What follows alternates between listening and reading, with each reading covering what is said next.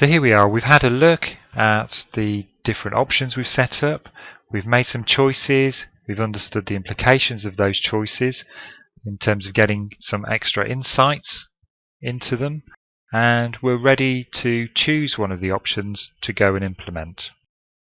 And to do this, we go to the Program Overview tab and we select the option to deliver, also called the delivery option. So here I'll choose option 1. And what I'll do then is click on Realise, and I'm going to get 3 tabs up at the bottom there. The first one is around benefit measures, and the benefit measures tab gives us the outcomes and the measures that's been set up, and is really around understanding the trends or the trajectory of benefits. So for example here, with the reduced cost outcome, we've got a measure on there of cost of IT, and we can see on the right there a table of some information. We've got an expected value over time, which is also shown on the graph below as a green line, and we've got some space there for some actuals. So as we progress, we can put in the actual values of those measures that have been collected, and we can start understanding if they're on track or not. We can also, using the buttons at the top, we can add some extra information in, like the baseline.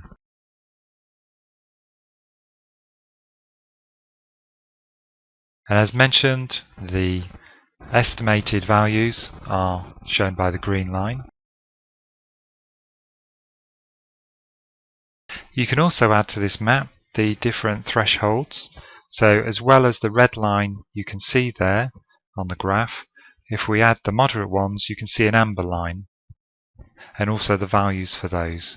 And we set those up when we created the benefit measures. Now what we'll do is, as the program progresses, data will be entered into here, and we'll see it appear on the chart as that purple dot. And if it's within moderate tolerances, it'll be green.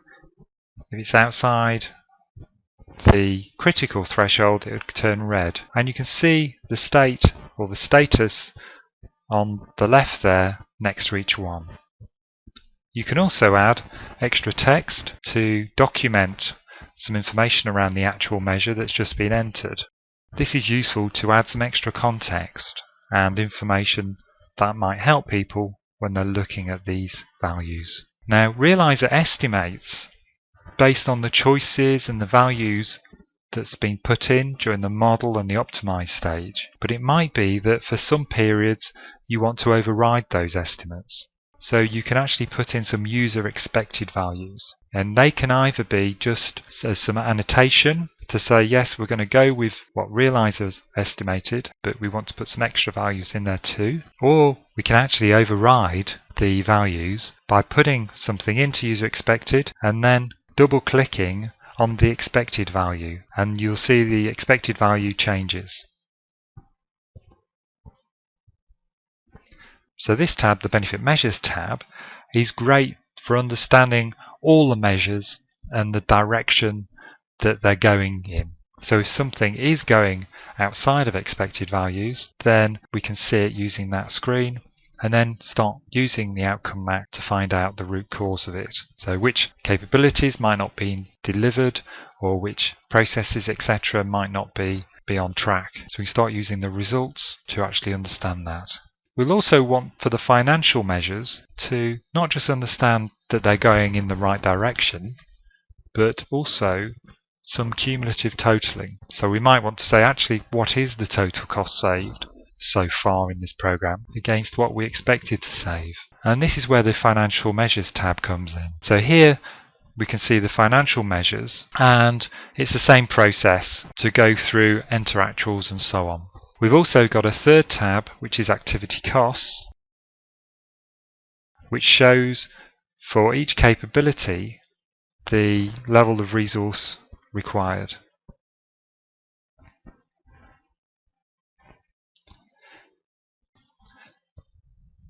We can see what level of resources is expected for each process, etc., within each capability. And you can see there on the right there's a graph showing resource levels, but also a grid showing expected and actual resources. And you can put your actuals in there, and it will keep a check of what is actually happening against what was expected to. And so in a similar way, you can start having a look at variations and investigating those. You can also add in extra roles that are used which weren't expected when you did the planning. And on the reports, there's the main set of 3 there to look at cost, benefit and resource progress against plan. So this process will continue on throughout your program, and you might want to replan, so change things around the model and the activities and resource levels, and then rerun optimize, and then carry on again as well. So it really does allow you to do from initial ideas all the way through to ongoing operation and management, all with the benefits focus. Well, thank you for your time on this video, but also the other videos. And there's also a set of additional videos and lessons available on the Learning Portal, and I'd really encourage you to have a look through those, as well as, of course, use Realisor and get more and more comfortable with what it can do for you. We're always here to help and support you, so please do contact us through the support site, and there's lots of articles and other information available for you there. Thank you for watching, and thank you for your time.